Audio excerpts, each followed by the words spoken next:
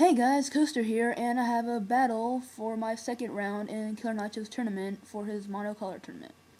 And as usual, I am brown, and my opponent is again green. So this time I switch up my team, so no one can really predict it from looking over my videos. I do that from like every battle now. You're never gonna recognize the same team. I lead with Mammoth One this time, and I go for Earthquake. I know it won't 1-8 KO, but I know I do a lot, and it does a lot, just like I wanted. It goes for the Stone Edge, and it doesn't do that much. And I was thinking he'll stay in and just sacrifice T-Tar, so I went for the Ice Shard. Even though I don't even know why I did that actually, but whatever. He brings in Politoed, and at this point, I really wanted my rocks up, just so that T-Tar can't switch in anymore. So I sacrificed Napoleon for the Stealth Rocks, and Politoed KOs it with Surf. Sorry.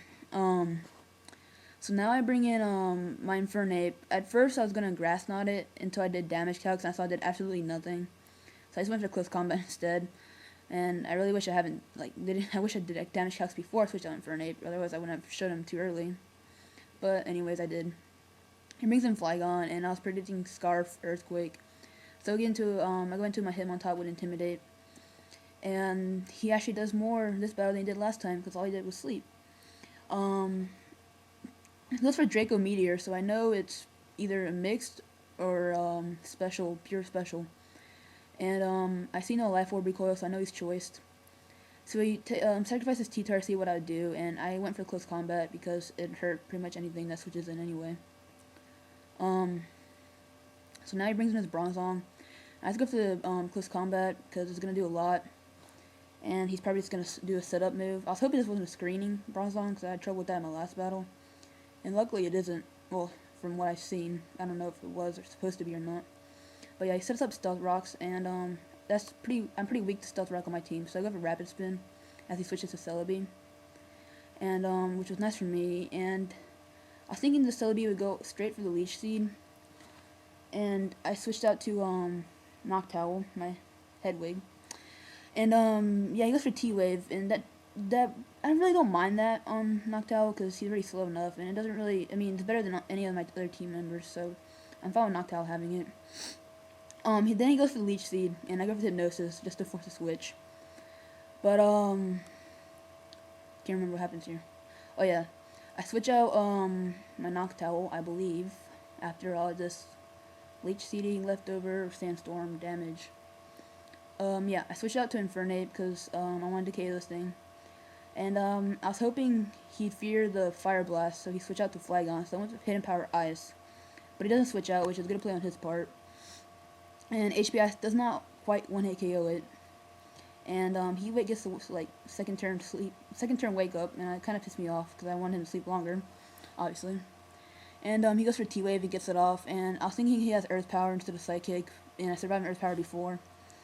But since he has Psychic and has stabs, so that's obviously going to KO me. But he dies from Sandstorm damage, since he has no leftovers, which is a kind of weird thing to not have. So he brings Bronzong again, and I just go for close combat again because I'm pretty sure he has nothing that can switch in safely to close combat. And it takes out Bronzong, which is nice. And yeah, Hitmontop does a lot more than it did from last battle, and I'm pretty happy. I bring in Flygon, and I want to see what this thing locks itself into, so I go for the Sucker Punch just to get damage on it, and he does Dragon Pulse, so I don't have an entirely safe switch besides my Noctowl. So I'm just going to have to put Noctowl in and go for the Hypnosis. But he brings out his Scyther.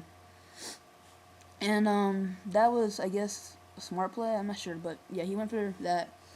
And I go for the Hypnosis, of course, and make him go to sleep. And I decided to go for the Whirlwind, just so the thing will die when it comes back in. But I get the Parahax, which doesn't really matter, just waste another turn of him getting hurt by Sandstorm and me just not doing anything. I was hoping again he doesn't wake up like last time, and he doesn't, which is good. So I Whirlwind him away, and I know Scyther is pretty much dead now, and all I do is take out this Flygon, and I take the win. Noctowl is such a beast. Just watch this right here. A Draco Meteor from Flygon. I guess, it's probably Scarf for sure. Damage it does. Look at that. It did absolutely nothing. Noctowl is such a monster. I love Noctowl.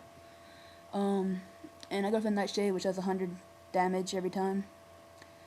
And yeah, he's locked into Draco Meteor, which does absolutely nothing to my Noctowl, because Noctowl is awesome. And Noctowl manages to take out 2 Pokemon by himself. So yeah, good game, dude. I'm moving on to the 3rd round, which is nice. Yeah, let's see how to keep on doing this tournament. I hope to go all the way, actually, this time. At first, I wasn't really, just gonna play for fun, but now I think I have a legit chance of making it all the way through. So yeah, comment, rate, subscribe, and peace out.